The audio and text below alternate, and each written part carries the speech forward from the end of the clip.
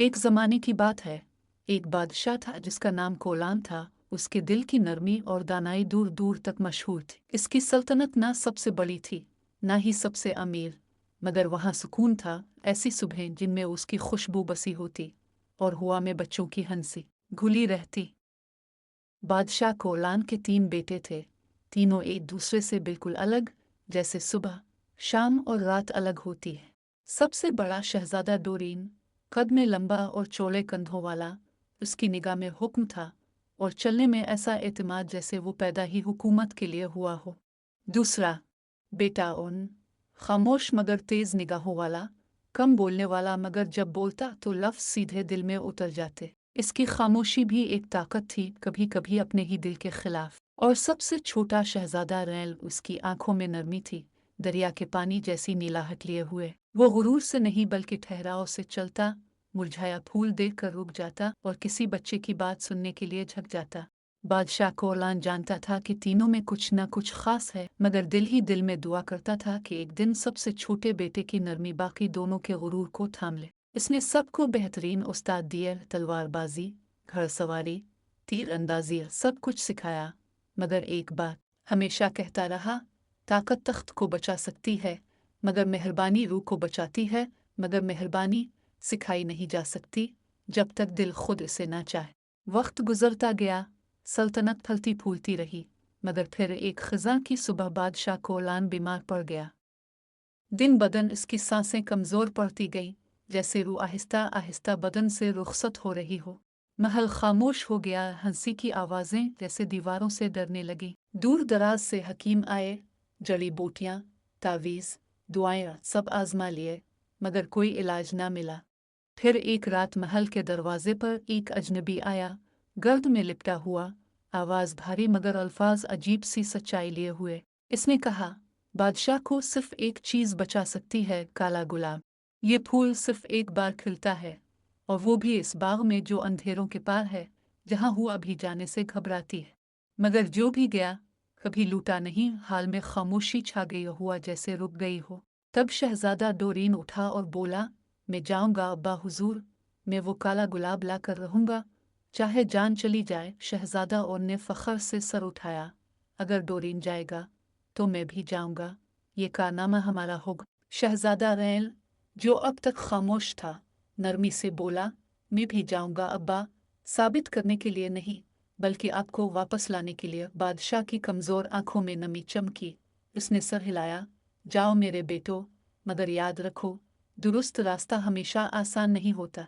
अगली ही सुबह बड़े दोनों शहजादे रवाना हुए, चमकते घोड़ों पर, साथ में बेहतरीन खाने, चांदी के प्याले और रेशमी खेमे। वो जा रहे थे जैसे कोई जंग जीतने निकलता है। चंद दिन बाद छोटा शहजादा रैल भी निकला। ना उसके पास साजो सामान था, ना चमकदार कपड़े, बस कुछ रोटी, थोड़ा सा पानी और अपनी माँ का पुराना दुपट्टा जो उसने बाजू पर बांध रखा था। रास्ता ज्यों ज्यों आगे बढ़ता गया, जंगल घना और अंधेरा होने लगा। कई घंटों बाद डोरीन और उन एक पुराने दरख्त के नीचे रुके। उन्होंने खैमा लगाया, कीमती खाना निकाला और हंसते हुए अपने सफ़र की बातें करने लगे। अचानक दरख्तों के पीछे से एक कमज़ोर सी बूढ़ी औरत निकली। इसकी कमर झुकी हुई, आवाज़ कांपती थी। इसने आहिस्ता से कहा, मेरे शहजादों, मैं भटक गई हूँ, भूखी हूँ, क्या तुम ज़रा सा खाना दे सकते हो? डोरीन के चेहरे पर नागवारी छा गई।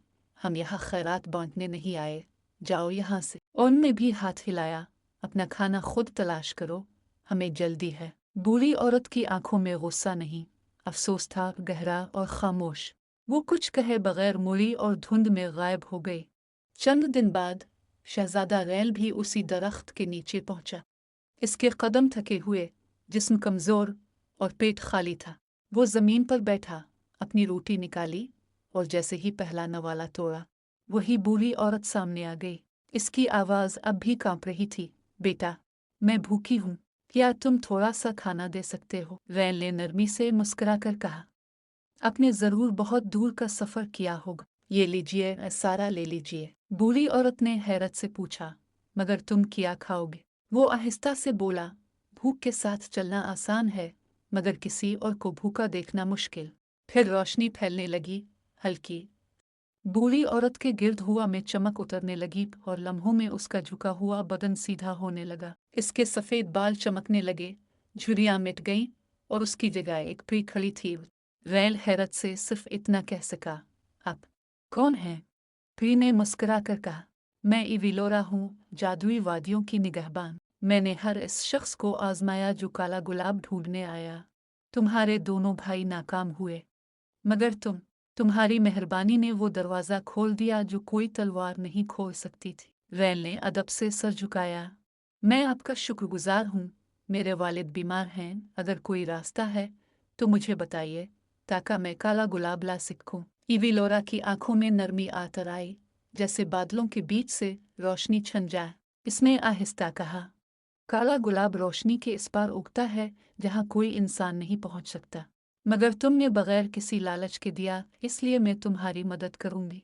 7 दिन मेरे साथ ठहरो, मैं अपने रूहानी खादमों को भेजूंगी, वो तुम्हारे लिए गुलाब ले आएंगे। वो 7 दिन रैल की जिंदगी के सबसे अनोखे और यादगार दिन थे। इविलोरा का महल ऐसा था कि हर लम्हा बदलता, जैसे इसके दिल की कैफियत बदल रही हो, कभी सुनहरी, कभी हल्का नीला, जैसे सुबह के समंदर में धीरे धीरे रोशनी फैलती हो।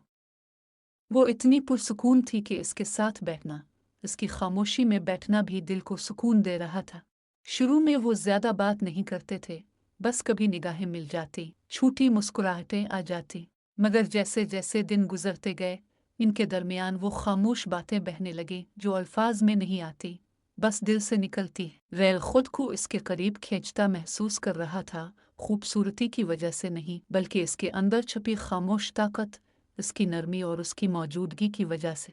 जब वो मुस्कराती, रैल के दिल में कुछ नर्म सा पिघल जाता, जैसे कोई पुराना जख्म धीरे धीरे भर रहा हो। एक शाम, चरागों के नीचे, इविलोरा ने धीरे से कहा, मेरे वालिद चाहते थे कि मैं अपनी मर्जी से ही किसी से शादी करूं। मैंने हर शहजादे को इनकार कर दिया, क्योंकि वो सिर्फ ताज, दौलत और महल की बात करते थे। किसी ने दिल की बात नहीं की, किसी ने रूह को नहीं समझा।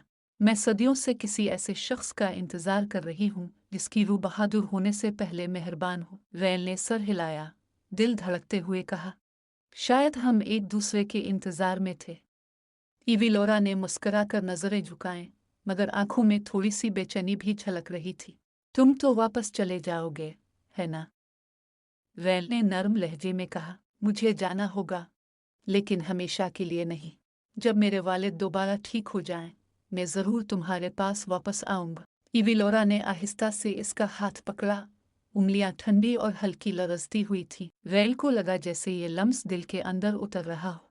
तो फिर मैं इंतज़ार करूंगी, चाहे सारी जिंदगी लग जाए। फिर वो दोनों खामोश हो गए, मगर उनके दरमियान वो खामोशी भी थी जो सब कुछ कह गई, जो अल्फाज कभी नहीं कह सकते। 7वें सुबह, इविलोरा के रूहानी खादिम वापस आए, सिया गुलाब लेकर। रैल ने शुक्रिया अदा किया, और जब वो आखिरी बार पीछे मुड़ा, इविलोरा बालकोनी पर खड़ी थी, बाल धुंध की तरह बह रहे थे, और नजरें इसे देखती रहीं जब तक वो उफ़क़ में गायब ना हो गया। घर पहुंचने पर बादशाह को लान बेजान पड़े थे। गुलाबों को दवा में पेश कर दिया गया, और जैसे ही पतुईस के होंठों से लगे, चेहरे पर रोशनी वापस आ गई। बीमारी खत्म हो गई और महल की घंटियां पूरा दिन बजती रहीं। रैल ने अपने वालिद की मुस्कुराहट देखी, दिल के अंदर सुकून, शुक्र, मोहब्बत सब एक साथ मौजन हुए, और उन सब के नीचे एक छोटी सी तड़प थी, किसी के लिए जो कहीं दूर इंतजार कर रही थी। 2 महीने बाद इसके भाई वापस आए, थके हुए और खाली हाथ। जब उन्होंने सुना कि रैल कामयाब हो गया, तो उनका गुरूर भी खामोश हो गया। बादशाह कोलान ने पूरी कहानी सुनी, फिर छोटे बेटे के कंधे पर हाथ रखा।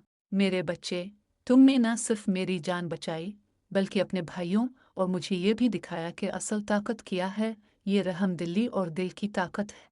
फिर वो हंस कर बोले, चलो इस परी से मिलने चलते हैं जिसने तुम्हारे अंदर वो देखा जो मैं हमेशा जानता था। वो निकले जंगल अब फिर से सरसब्ज, दरिया पुरसुकून। आखिरकार वो इविलोरा के महल पहुंचे। जब वो सामने आई, तो पहली नज़र में ही सब कुछ चुप हो गया। इविलोरा ने रैल की तरफ कदम बढ़ाया, और रैल ने भी दिल की धड़कनों के साथ कदम बढ़ाए। इनकी नज़रें मिलें, और लम्हा ऐसा लगा जैसे सदियों की खामोशी एक साथ टूट गई हो। इविलोरा ने सर हिलाया और धीरे से कहा, तुम वापस आ गए। रैल ने अपनी हाथ में इसका हाथ पकड़ा और सर हिलाया। मैंने वादा किया था ना, मैंने तुम्हें छोड़ा नहीं, मैं तुम्हें कभी नहीं छोड़ूंगा।